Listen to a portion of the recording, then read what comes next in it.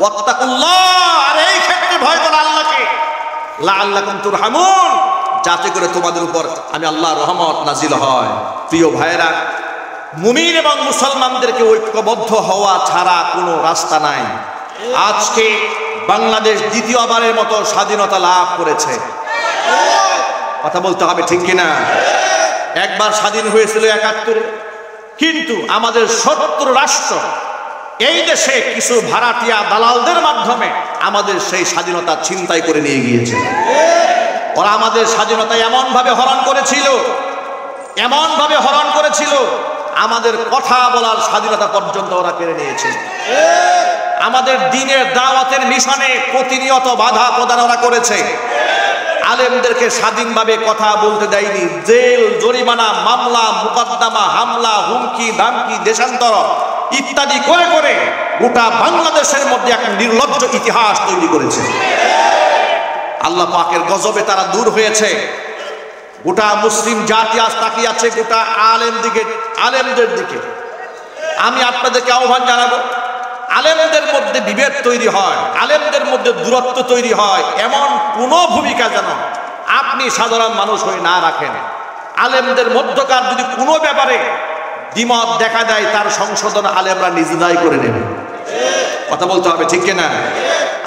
আলেমরা সংশোধন হয়ে গেল, আর আপনি মাঝখান থেকে জাহেল আলেমদেরকে গালিগালাজ করলেন, আপনি বাজে কথা বললেন, ফেসবুকে লিখলেন, আপনি যে গীবত করলেন, শিকায়ত করলেন, নিজের অন্তরাত্মার যত নাপাকি সব ঢেলে দিলেন।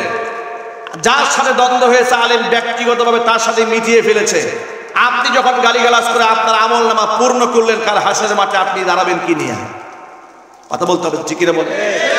যাকে গালমন্দ করেছেন তিনি যতক্ষণ আপনাকে ক্ষমা না করবেন, আপনি যদি যত বড় পীরের মুরিদ হন না কেন, আর কাবা শরীফ যদি কান্দে, আল্লাহর কসম করে বলি, আপনি যে আলেমকে গালি দিয়েছেন, যে আলেমদেরকে আপনি অশ্রাব্য ভাষায় কথা বলেছেন, ওই আলেম যদি অন্তরে অন্তঃস্থল থেকে আপনাকে ক্ষমা না করে, আপনি 14 বার উমরা করেন, 100 বার আপনি হজ করেন, কাবা ঘরের গিলাফ ধরে কান্দেন, কিয়ামতের ময়দানে আলেম ক্ষমা না করলে স্বয়ং আল্লাহ আপনারে ক্ষমা করবেন।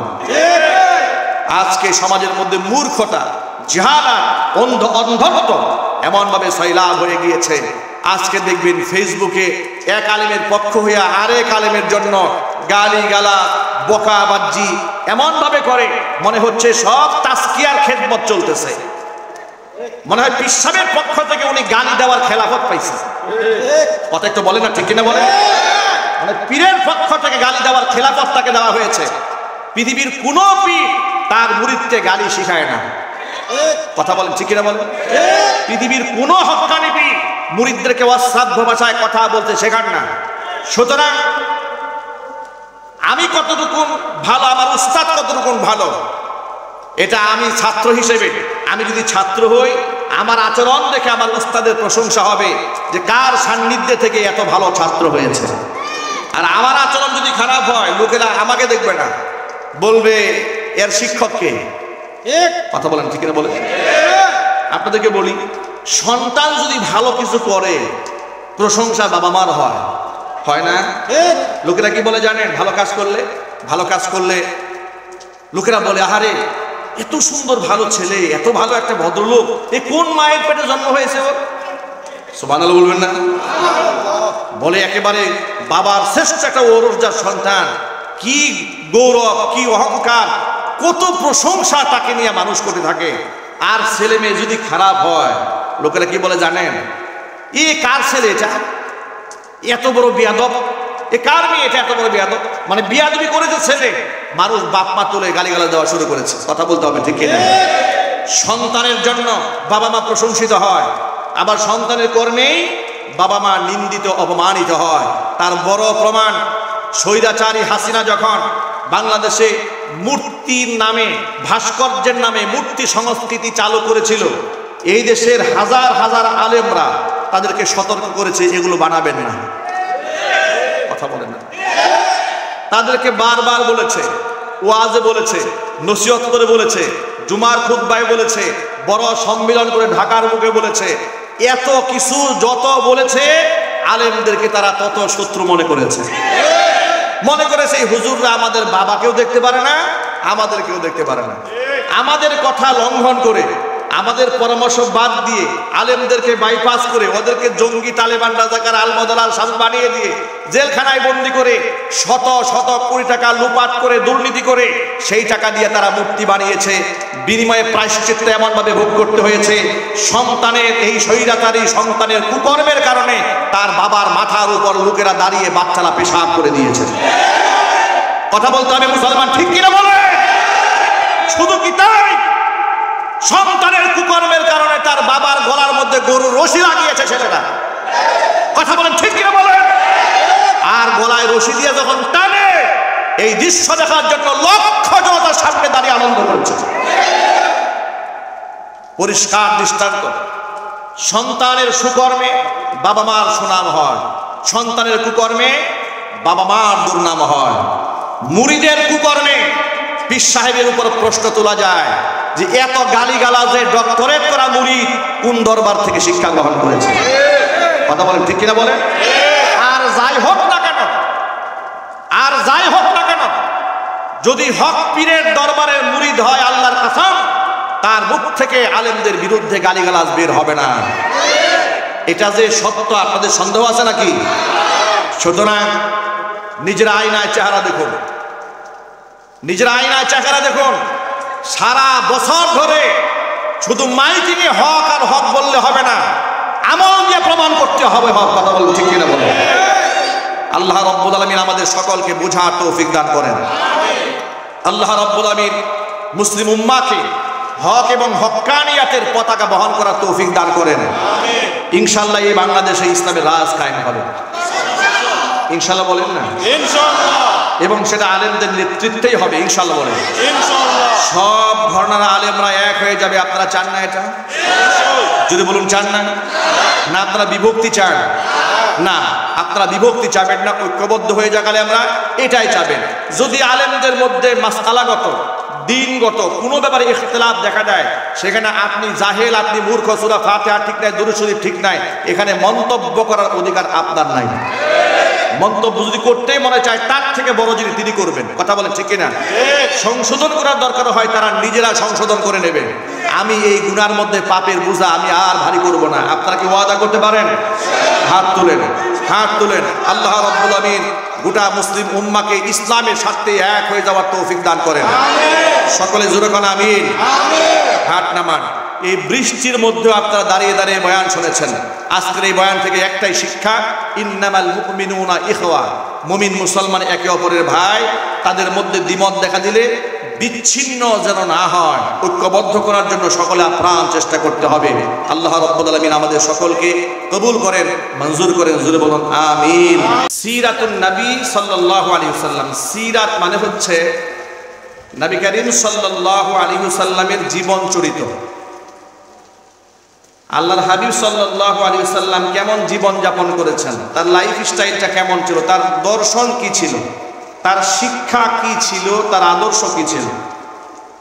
দেখুন, পৃথিবীতে যত আম্বিয়া আলাইহিমুস সালাতু ওয়াস সালাম দুনিয়াতে এসেছিলেন, আল্লাহ পাক কোন নবীকে গোটা জাতির জন্য নবী হিসেবে পাঠাননি। একমাত্র একজন নবীকে আল্লাহ রাব্বুল আলামিন গোটা জাতির জন্য নবী হিসেবে পাঠিয়েছেন। তিনি হচ্ছেন নবিয়ুনা মুহাম্মদুর রাসূলুল্লাহ সাল্লাল্লাহু আলাইহি ওয়াসাল্লাম। আল্লাহ নবী সাল্লাল্লাহু আলাইহি ওয়াসাল্লামের মাত্র 23 বছরের নবুয়তের জীবনের ব্যাখ্যা বিশ্লেষণ লিখতে লিখতে ঐতিহাসিক এবং মুআররিখগণ সিরাতের কিতাবের হাজার হাজার পৃষ্ঠা, লক্ষ লক্ষ অক্ষর ভরে ফেলেছে। নবী করিম সাল্লাল্লাহু আলাইহি ওয়াসাল্লামের জীবন চরিত্র লিখে তারা শেষ করতে পারেন না। আল্লাহু আকবার বলেন। আল্লাহু আকবার। কারণ হচ্ছে এই, আয়েশা রাদিয়াল্লাহু তাআলা আনহার ভাষ্য অনুযায়ী খুলুকুহু আল কোরআন, কোরআন যেমন শুরু আছে, বাহ্যিক দৃষ্টিতে শেষ আছে, এর ব্যাখ্যার যেমন শেষ নাই, নবুয়তের মাত্র 23 বছর জীবনে আল্লাহ পাক গোটা উম্মাহকে, গোটা জাতিকে এত সুন্দর জীবন দর্শন উপহার দিয়েছেন। এর এক একটা জীবনের পাঠ নিয়ে, অধ্যায় নিয়ে গবেষণা করতে করতে মানুষ জীবন শেষ করে দিচ্ছে। কিন্তু নবী করিম সাল্লাল্লাহু আলাইহি সাল্লামের গোটা জীবনের সমস্ত দিক গবেষণা করে মানুষ শেষ করতে পারছে না। আল্লাহু আকবার বলুন। আমি আজকের এই বৃষ্টি স্নাত অবস্থায় ছোট্ট একটা শিক্ষা আলোচনা করব বর্তমান প্রেক্ষাপটকে কেন্দ্র করে। আমরা এমন একটা ধর্ম পেয়েছি, আমাদের ধর্মের শিক্ষক হচ্ছেন হযরত উলামায়ে কেরাম, ঠিক কিনা বলেন? আমাদের ধর্মের শিক্ষক কারা? উলামায়ে কেরাম হচ্ছেন তারা শিক্ষক, ওয়ারাসাতুল আম্বিয়া, নবীগণের ওয়ারিস। তাদের কাছ থেকে উম্মাহ কোরআন সুন্নাহর আদর্শ গ্রহণ করে। নবী করিম সাল্লাল্লাহু আলাইহি ওয়াসাল্লামকে পৃথিবীর শ্রেষ্ঠ চরিত্রের আধার বলা হয়, যার চরিত্রের ব্যাপারে আল্লাহ কোরআনে প্রশংসা করেছেন, কসম করেছেন, ওয়া ইন্নাকা লাআলা খুলুকিন আযীম। হে নবী, আপনি ছোটখাটো চরিত্রের অধিকারী নন, আপনি মহান চরিত্রের অধিকারী। এতটা মহান চরিত্রের অধিকারী আল্লাহর নবী ছিলেন, তিনি জানতে পেরেছিলেন ইহুদিরা তাকে খাদ্যে বিষ মিশিয়ে হত্যা করতে চেয়েছিল। নবী করিম সাল্লাল্লাহু আলাইহি ওয়াসাল্লাম তিনি জেনেছিলেন তাকে জাদু করে 6 মাস পর্যন্ত ইহুদিরা কষ্ট দিয়েছিল। স্বাভাবিক সেন্স আল্লাহর নবী সাল্লাল্লাহু আলাইহি ওয়াসাল্লামের 6 মাস ছিল না, অনেক কষ্ট পেতেন, স্মৃতি থেকে অনেক কথা ভুলে যেতেন অনেক কথা তিনি। কিন্তু তারা কারা করেছে তাদের নাম রাসূল জানতেন। জিবরিল মারফত 6 মাস পরে সূরা ফালাক, সূরা নাস নাজিল করে আল্লাহ পাক নবী করিম সাল্লাল্লাহু আলাইহি ওয়াসাল্লামের এই অসুখকে দূর করার ব্যবস্থা করেন। তাকে জানানো হয় কে এই কাজটা করেছে। আল্লাহ নবী সাল্লাল্লাহু আলাইহি ওয়াসাল্লাম তার কাছ থেকে কোনো প্রতিশোধ গ্রহণ করেননি। আমি রাসূলের জীবনের এই ছোট্ট একটা অংশ থেকে আমি আপনাদেরকে এই সবকটা শোনাতে চাই। আল্লাহ পাক যখন মানুষকে ডাকবেন, ইয়া আইয়াতুহান নাফসুল মুতমাইন্না, হে পবিত্র আত্মা, ইয়া আইয়াতুহান নাফসুল মুতমাইন্না, হে পরিতৃপ্ত আত্মা, কলুষিত আত্মা নয়, একেবারে কদর্যপূর্ণ আত্মা নয়, যে আত্মার মধ্যে রিয়া নাই, সুমাত নাই, হিংসা নাই, বিদ্বেষ নাই, অহংবোধ থেকে যারা নিজেদেরকে পরিত্রাণ করেছে, যারা রবের সামনে সেজদা নিয়ে নিজের অহংবোধকে ধ্বংস করেছে, আমিত্বকে মিটিয়ে দিয়েছে, যারা পৃথিবীতে যা করেছে আল্লাহর জন্য করেছে, এমন পবিত্র আত্মাদেরকে ডেকে বলবেন আল্লাহ রাব্বুল আলামিন, ইয়া আইয়াতুহান নাফসুল মুতমাইন্না ইরজিই ইলা রাব্বিকি রাদিয়াতাম মারদিয়া, তুমি তোমার রবের দিকে ফিরে আসো এই অবস্থায় তুমি নিজেও সন্তুষ্ট, তোমার উপরে আল্লাহ পাক সন্তুষ্ট। ফাদখুলি ফি ইবাদি, এরপর তুমি আমার বান্দাদের মধ্যে শামিল হয়ে যাও। ওয়াদখুলি জান্নাতি, এবং জান্নাতের মধ্যে প্রবেশ করো। পরিতৃপ্ত আত্মার মানুষগুলাকে আল্লাহ পাক জান্নাতে ডেকে নেবেন। সকলেই এই কথা খুব ভালো করে মনে রাখেন, বাহ্যিক সুরতের চেয়ে অন্তরাত্মা পরিষ্কার হওয়া আল্লাহর কাছে অনেক মূল্যবান। কারণ হচ্ছে আল্লাহর নবী সাল্লাল্লাহু আলাইহি ওয়াসাল্লাম বলেছেন, ইন্নাল্লাহা লা ইয়ানজুরু ইলা সুওয়ারিকুম, আল্লাহ পাক তোমাদের চেহারার দিকে তাকান না, ওয়ালাকিন ইয়ানজুরু ইলা কুলুবিকুম ওয়া আমালিকুম, আল্লাহ পাক দুটো জিনিস দেখেন।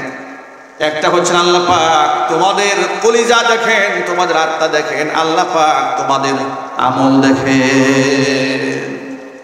আল্লাহ লেবাস পোশাক দেখেন না। আল্লাহু আকবার বলেন। আল্লাহু আকবার।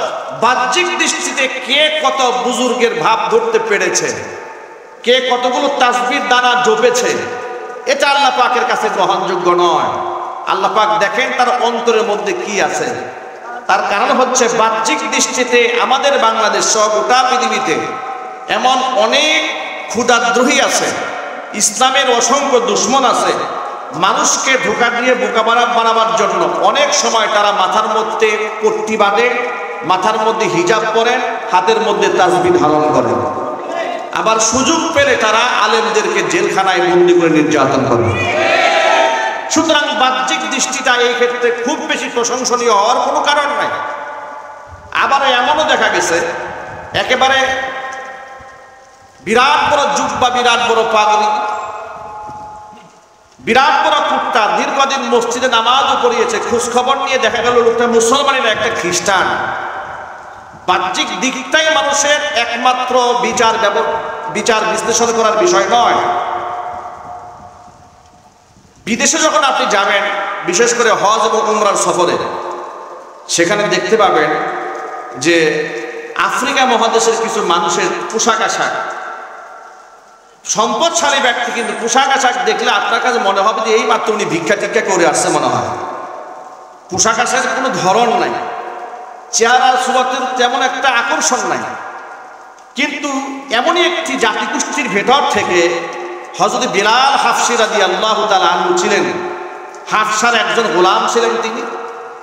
এমন একজন ব্যক্তির সম্মান আল্লাহর কাছে এত বেশি হয়ে গেল, আল্লাহর হাবিব বলেছেন বেলাল যখন আজান দেয় সে আজানের আওয়াজ আর সে মহল্লায় পৌঁছে যায়।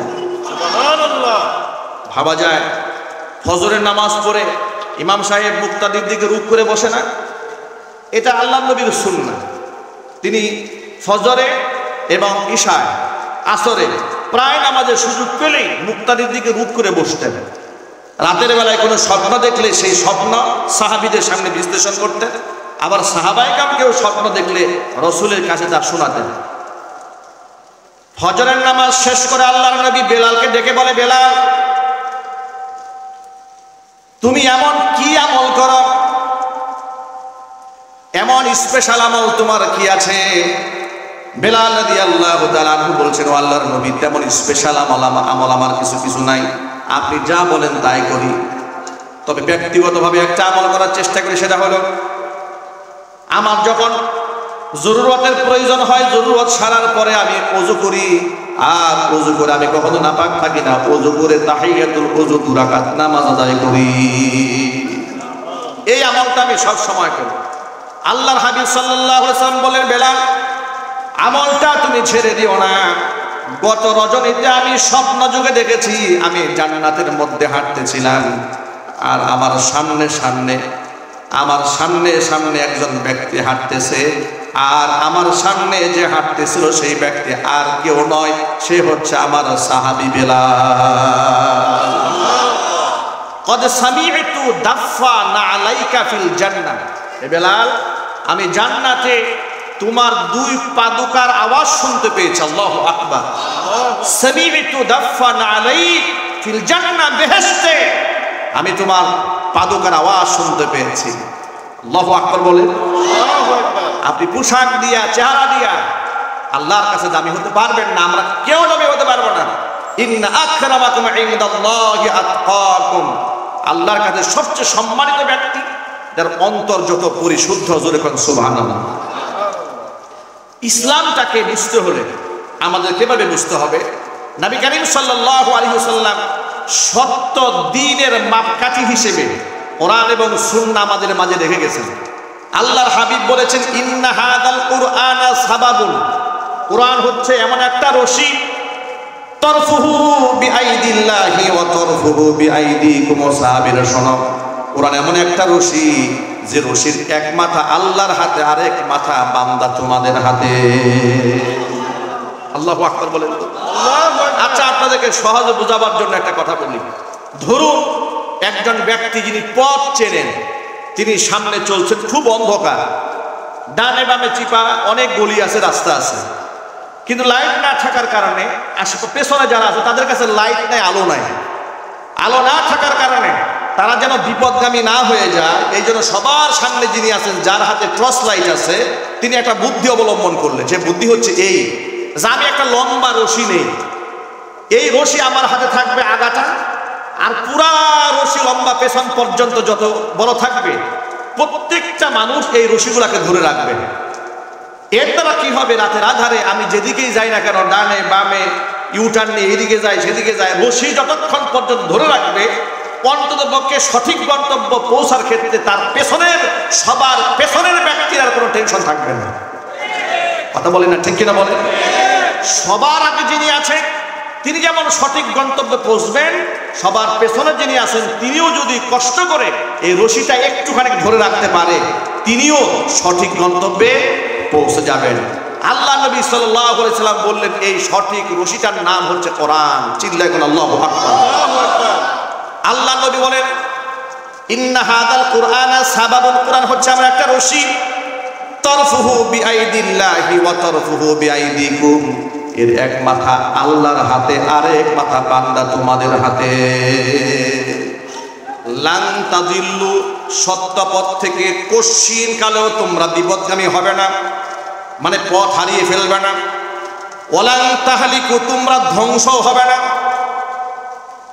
লান তাহলিকু ওয়ালান তাদিল্লু, কশ্চিন কালেও পথ হারাবে না, তোমরা ধ্বংস হবে না। মা তামাসসাকতুম বিহিমা, যতক্ষণ পর্যন্ত রশিটাকে শক্তভাবে আঁকড়ায় ধরে রাখবে। জোরে বলেন সুবহানাল্লাহ। এই জন্য সেই কোরআন, সেই রশিটা আঁকড়ায় ধরার জন্য কোরআন জানার দরকার আছে না নাই? আর একটু জোরে বলেন। এখন কোরআনই যদি আপনি না জানেন তো ধরবেনটা কি? এখন আমার দেশের লোকেরা কোরআন না ধরে, তারা ধরে একটা রশি ধরে, কিন্তু সঠিক রশি না থাকার কারণে, চেইন সঠিকটা না থাকার কারণে অনেক সময় শিক্ষক চিনতে ভুল করে। এমন শিক্ষক ধরে যে শিক্ষক নিজের কাছেই টর্চ লাইট নাই, নিজেই চলতে পারে না সঠিক পথে, তার পেছনে জাতিকে কি শিক্ষা দেবে? কথা বলে ঠিক কিনা বলে? আমার দেশে হক্কানি পীর যেমন আছে, অনুরূপভাবে আমাদের দেশে এমন ভণ্ড পীর আছে যারা মানুষকে কোরআন সুন্নাহর শিক্ষা দেবে দূরের কথা, কোরআন সুন্নাহর সঠিক ব্যাখ্যা সেই নিজেও জানে না। আমি কি ভুল বলেছি? এমন পীরও আছে বিশুদ্ধ কোরআন তেলাওয়াত জানে না, হাদিসের ইবাদত করতে জানে না, হাদিসের মর্ম মানি বুঝে না, মন গড়া কথাবার্তা বলে, মন গড়া ব্যাখ্যা করে। এইরকম লোক এই সমাজে আছে না নাই? এখন আপনি বলেন, তার নিজের হাতে টর্চ লাইট নাই, মুরিদ যদি এই পীরের রশি ধরে, কি জান্নাতের দিকে যাবে নাকি জাহান্নামের দিকে যাবে? জাহান্নামের দিকে যাবে। এই জন্য কোরআন সুন্নাহ হচ্ছে মানদণ্ড। কোরআন সুন্নাহর মানদণ্ডে যিনি উত্তীর্ণ হতে পেরেছেন তার হাতে টর্চ লাইট আছে, তিনি আপনাকে সঠিক গন্তব্যে পৌঁছে দিতে পারবেন। সুতরাং যার হাতে কোরআন সুন্নাহর লাইট নাই, কোরআন সুন্নাহর প্রকৃত ইলম নাই, তাকে মানদণ্ড মানার কোনো সুযোগও ইসলামে নাই। দেখেন আমাদের মধ্যে এমন আসাবিয়াত গালেব, এই দেশের মানুষেরা এমন যে পীর যদি জাহান্নামে যায় আমিও জাহান্নামে যেতে প্রস্তুত। এই লোক আছে না নাই সমাজে? এমন অন্ধ, পীর কুফুরি করলেও ঠিক আছে, পীর বাতিল করলেও ঠিক আছে, হক বললেও ঠিক, ব্যাঠিক বললেও ঠিক। এটাকে বলা হয় কোরআনের ভাষায় ইত্তাখাযু আহবারহুম ওয়া রুহবানাহুম আরবাবাম মিন দুনিল্লাহ। যে কাজটা করে ইহুদি আর খ্রিস্টানরা ধ্বংস হয়ে গিয়েছিল, কোরআন বলছে ইত্তাখাযু আহবারহুম ওয়া রুহবানাহুম, তারা তাদের ধর্মযাজকদেরকে গ্রহণ করেছিল আরবাবাম মিন দুনিল্লাহ, আল্লাহকে বাদ দিয়া রব বানিয়ে বসেছিল তাদের ধর্মযাজকদেরকে। আমি আল্লাহ কি বলেছি, আমার রাসূলকে বলেছে তা দেখতো না, দেখতো তাদের ধর্মগুরু কি বলেছে। এই কারণে ইহুদি আর খ্রিস্টানরা ধ্বংস হয়ে গিয়েছে। সুতরাং আমরা এখানে যারা আছি, আমাদের জন্য মূল বক্তব্য হচ্ছে কোরআন এবং সুন্নাহর মানদণ্ডে যারা উত্তীর্ণ, আমরা তাদেরকেই মান্য করব। আমরা বলি ইনশাআল্লাহ। বলেন না ইনশাআল্লাহ? আত্মশুদ্ধিমূলক কাজ যদি আমাদের না হয়, বাহ্যিক আমল দিয়ে আমাদের কোনো ফায়দা হবে না। আল্লাহর নবী সাল্লাল্লাহু আলাইহি ওয়াসাল্লামের আদর্শ লক্ষ্য করেন। সিরাতের ছোট্ট একটা ঘটনা আপনাদেরকে শোনাই, যে ইহুদিরা নবী করিম সাল্লাল্লাহু আলাইহি ওয়াসাল্লামের জানি দুশমন ছিল। আল্লাহর নবীর মনের মধ্যে তাদের প্রতি এত বেশি দরদ ছিল, আহারে এই লোকটা যদি ঈমান না নিয়ে দুনিয়া থেকে বিদায় হয়ে যায় জাহান্নামে হবে। এই জন্য নবীজি সাল্লাল্লাহু আলাইহি ওয়াসাল্লাম উম্মার ব্যথায় ব্যথিত হয়ে সব সময় চাইতেন সে যেন কালিমা নিয়ে দুনিয়া থেকে বিদায় হয়ে যায়। নবীজির ঘরে ঘরে মাঝে মাঝে যাওয়া আসা করতো এক জনৈক ইহুদি, বয়স খুব বেশি না, মধ্যবয়সী। তিনি শুনতে পেলেন, আল্লাহ নবী সাল্লাল্লাহু আলাইহি ওয়াসাল্লাম শুনতে পেলেন তিনি দুরারোগ্য ব্যাধিতে আক্রান্ত, মৃত্যু শয্যায় শায়িত, বিছানায় কাতরাচ্ছে। নবী করিম সাল্লাল্লাহু আলাইহি ওয়াসাল্লাম এই সংবাদ শুনে দৌড়াইয়া তার বাড়িতে গেলেন। তিনি চিন্তা করলেন না, ও তো ইহুদি, ও মরুক আর বাঁচুক এটা আমার দেখার কিচ্ছু যায় আসে না। নবীজি এটা দেখেন নাই যেটা আমরা করি। আমাদের অবস্থা এই হয়েছে, কেউ মনে আঘাত নিয়ে না, কষ্ট নিয়েন না, আমাদের অবস্থা এই হয়েছে যে আমার দলের যদি সে অনুসারী না হয়, সে যদি আমার দলের না হয়, ও কি মরল না বাঁচলো না বিপদগ্রস্ত হলো, এটা দেখার দরকার নাই। এই আদর্শ, এই বাস্তবতা এই বাংলাদেশে আছে না? আপনারা সত্য হলে সত্য বলবেন, মিথ্যা হলে মিথ্যা বলবেন। এই আসাবিয়া, এই স্বজনপ্রীতি এই দেশে এমন ভাবে দাঁড়িয়েছে, যদি আমার পীরের মুরিদ না হয়, সে যত হক্কানি হোক না কেন আর যত বিপদেই সে পড়ুক না কেন, এলাও হবে না। কথা বলেন, ঠিক কিনা বলেন?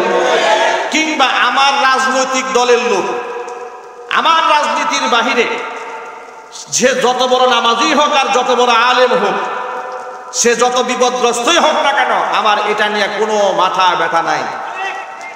বাস্তবতা আছে না নাই? আমি রাজনীতি একটা দল করি, ধরেন অবস্থা এই হয়েছে আমাদের আসাবিয়ার, যে আমার রাজনৈতিক নেতা তিনি যদি কুফরিও করেন, তিনি যদি শিরকিও করেন, তার বিরুদ্ধে কেউ যদি একটা শব্দ করে, তাহলে তার 14 গোষ্ঠী উদ্ধার করার জন্য আমি পাগল হয়ে যাব। কথা বলেন, ঠিক কিনা? এবং এই কাজটা করেন খুব ইমানি দায়িত্ব নিয়ে। মনে করেন আমি খুব ইমানি দায়িত্ব পালন করছি। ভাই, আপনি ইমানি দায়িত্ব পালন করছেন না, আপনি শাহওয়াতুন নফস, আপনি নিজের নফসের খাহেশ মেটাচ্ছেন, আপনি আল্লাহর জন্য করছেন না। আর আপনার এই আন্দোলন, আপনার এই চিন্তা চেতনা আপনাকে জান্নাতমুখী করবে না, আপনাকে জাহান্নামমুখী করবে। কথা বলতে হবে, ঠিক কিনা? এটা রাসূলের সিরাত নয়, এটা আল্লাহর নবীর আদর্শ নয়। আল্লাহর নবীর আদর্শ কি দেখেন? আল্লাহর হাবিবের আদর্শ হলো, ইহুদি অসুস্থ হয়ে গেছি, মুসলমানদের চরম শত্রু ইহুদি। সন্দেহ আছে আপনাদের? কুরআন বলে দিয়েছে, লাতাজিদান্না আসাদ্দান নাসি আদাওয়াতাল লিল্লাযিনা আমানুল ইয়াহুদা ওয়াল্লাযিনা আশরাকু। নবীজি, ইমানদারদের জন্য সবচেয়ে ভয়ঙ্কর দুশমন পৃথিবীর দুইটা জাতি। একটা জাতির নাম হচ্ছে ইহুদি, আর একটা জাতির নাম হচ্ছে মুশরিক, যারা আল্লাহর সাথে শরীক স্থাপন করে, মূর্তি পূজারি কিংবা অন্যান্য পূজার মাধ্যমে, দেবদেবীর পূজার মাধ্যমে যারা আল্লাহর সাথে শরীক স্থাপন করে, ওই সমস্ত ব্যক্তিরা কোনোদিন মুসলমানদের আপন হতে পারে না। এটা আমার কথা নয়, এই বক্তব্য স্বয়ং আল্লাহ রাব্বুল আমিন দান করেছেন। সুতরাং ভালো করে মনে রাখবেন, কোন মুশরিক যদি আপনার প্রেমে হাবুডুবু খায় কিংবা আপনার প্রশংসা করে, আল্লাহর কসম করে বলি, ওর প্রশংসার মধ্যেও ভেজাল আছে। ঠিক কিনা বলে? আল্লাহ নবী সাল্লাল্লাহু আলাইহি ওয়াসাল্লাম জানতেন ইহুদি আমার দুশমন, এরপরেও সে দুরারোগ্য ব্যাধিতে আক্রান্ত হয়ে মৃত্যুপথের যাত্রী। নবীজি ঘরে বসে থাকেন নাই, দৌড়ায় তার বাড়িতে গেছেন, তার পাশে গিয়া বসেছেন। পাশে গিয়া তাকে বলছেন, আল্লাহর বান্দা, দুনিয়া থেকে তুমি তো বিদায় হয়ে যাবা, বিদায় হওয়ার আগে একবার তুমি কালেমা পড়ে বিদায় হয়ে যাও। তুমি একটা বার যদি কালেমা পড়ে বিদায় হয়ে যাও, তুমি জাহান্নাম থেকে মুক্তি লাভ করবে। তখন ওই মুমূর্ষ অবস্থায় তিনি ভালো করে কথা বলতে পারতেছিলেন না, আওয়াজ করে, অস্ফুট আওয়াজে ইশারায় ওই ইহুদি তার বাবাকে ইঙ্গিত করলো, আব্বা, ও আব্বা যান, আল্লাহ নবী মুহাম্মদ সাল্লাল্লাহু আলাইহি ওয়াসাল্লাম আমাকে যে দাওয়াত দিয়েছেন, আমি কি সেই দাওয়াতটা গ্রহণ করব নাকি? তখন তিনি বললেন, আতিয়া আবাল কাসেম, তুমি কাসেমের পিতার আনুগত্য করো, তার কথা মান্য করে নাও। সাথে সাথে ইহুদি পড়ে নিয়েছে, আশহাদু আল্লা ইলাহা ইল্লাল্লাহু ওয়াহদাহু লা শারীকা লাহু ওয়া আশহাদু আন্না মুহাম্মাদান আবদুহু ওয়া রাসূলুহু। এই কালিমা পড়ে শাহাদা দিয়া সাথে সাথে দুনিয়া থেকে বিদায় হয়ে গেলেন। আল্লাহর নবী হাস্যোজ্জ্বল চেহারা নিয়ে ইহুদির ঘর থেকে বের হইয়া বললেন, সমস্ত প্রশংসা ওই আল্লাহ রাব্বুল আলামিনের, যিনি তার জাহান্নামমুখী বান্দাকে জান্নাতমুখী বানিয়ে দিয়েছে। আমার প্রিয় ভাইরা, আল্লাহর নবী সাল্লাল্লাহু আলাইহি সাল্লামের চরিত্র নিয়ে গোটা পৃথিবীর কেউ প্রশ্ন তুলতে পারে না। পৃথিবীর যেই সমস্ত ব্যক্তিরা আল্লাহর নবীর সিরাত নিয়ে গবেষণা করেছে, সকলে নবী সাল্লাল্লাহু আলাইহি সাল্লামের প্রেমাসক্ত হয়ে কালিমা পড়ে মুসলমান হয়ে গেছে। মাইকেল এইচ হার্ট দ্য 100 নামক একটা বই লিখেছে, পৃথিবীর সেরা 100 মনীষী। কতজন? পৃথিবীর সেরা 100 মনীষী মাইকেল এইচ হার্ট মুসলমান ছিলেন না, তিনি খ্রিস্টান ধর্মাবলম্বী। ওই বইয়ের মধ্যে তার নবী ঈসা আলাইহিস সালাতু ওয়াস সালামের নাম লিখেছে 6 নম্বরে, আর মুহাম্মদ সাল্লাল্লাহু আলাইহি সাল্লামের নাম লিখেছে 1 নম্বরে। আল্লাহু আকবার বলে। খ্রিস্টানেরা আল্লাহর নবীর চরিত্র মাধুরিমা বুঝতে পেরে আল্লাহর নবীকে সবার আগে স্থান দিয়েছে। আফসোস, কলিজা ভরা আফসোস, এই দেশের তথাকথিত সুশীল, তথাকথিত বিজ্ঞানের ছাত্র নাস্তিক বেঈমানেরা আল্লাহর নবী সাল্লাল্লাহু আলাইহি সাল্লামকে গালমন্দ করে, বাজে ভাষায় কথা বলে, হুজুরের বিবাহ নিয়ে প্রশ্ন তোলে। এমন কুলাঙ্গার মুসলমানের ঘরে জন্ম নিয়েছে বাংলার জমিনে, আছে না নাই? আসাদ নূরের মতো ব্যক্তি মুসলমানের ঘরে জন্ম নিয়েছে, কথা বলে। রাজীবের মতো কুলাঙ্গার বাংলাদেশে মুসলমানের ঘরে জন্ম নিয়েছে। মহিউদ্দিন আসিফ এমন কুলাঙ্গার বাংলাদেশের মুসলমানের ঘরে জন্ম নিয়েছে। কবি শামসুর রহমানের মতো নাস্তিক বাংলাদেশের মুসলমানের ঘরে তার জন্ম হয়েছে। আমি আপনাদেরকে বড় আফসোস নিয়ে একটা কথা বলি, গোটা পৃথিবীর সমস্ত অমুসলিম মিলেও নবীজিকে এত আঘাত করে নাই আর গালি দেয় নাই যত বেশি গালি দিয়েছে মুসলমানের ঘরে জন্ম নেওয়া কাফেরদের দালালেরা। দুনিয়ার ইহুদি খ্রিস্টানরা মুসলমানদের কলিজা এত চিরতে পারে নাই, মুনাফিকরা যত মুসলমানদের কলিজা চিরে দিয়েছে। আমি আমার সকল ভাইদেরকে বলি, ধৈর্য সহকারে বৃষ্টির মধ্যে কথাগুলো শোনার জন্য আল্লাহর কাছে শুকরিয়া আদায় করেন। অন্ততপক্ষে আজকের মাহফিল থেকে এই সবকটা নিয়ে যেতে হবে। আমার মনের মধ্যে কোনো হিংসা, কোনো আসাবিয়াত থাকতে পারে না, কারণ মুসলমানের অন্তরাত্মা হবে পবিত্র। কে আমার দলের, কে আমার পীরের মুরিদ, কে আমার রাজনীতির দলের ব্যক্তি, কে আমার রাজনীতির বাহিরে, ওই চিন্তা না করে দেখতে হবে হকের ব্যানারে ইসলামের পথে রাখার জন্য, থাকার জন্য আমার আন্দোলন। একজন মুসলমানের প্রতি এতটুকু দরদ মহাব্বত রাখতে হবে। কোরআন বলে দিয়েছে, ইন্নামাল মুমিনুনা ইখওয়া, নিশ্চয়ই মুমিনরা একে অপরের ভাই। ফাআসলিহু বাইনা আখাওয়াইকুম, যদি মুসলমানদের মধ্যে কোনো ব্যাপারে দ্বিমত দেখা যায়, বিচ্ছিন্নতা দেখা যায়, তাহলে তোমরা বিচ্ছিন্নতার মধ্যে, আগুনের মধ্যে ঘি এবং পেট্রোল ঢেলে দিয়া আগুনকে উত্তপ্ত করে দিও না। ফাআসলিহু বাইনা আখাওয়াইকুম, উভয়ের মধ্যে সংশোধনমূলক কথা বলে এটা জোড়া লাগাইয়া দাও।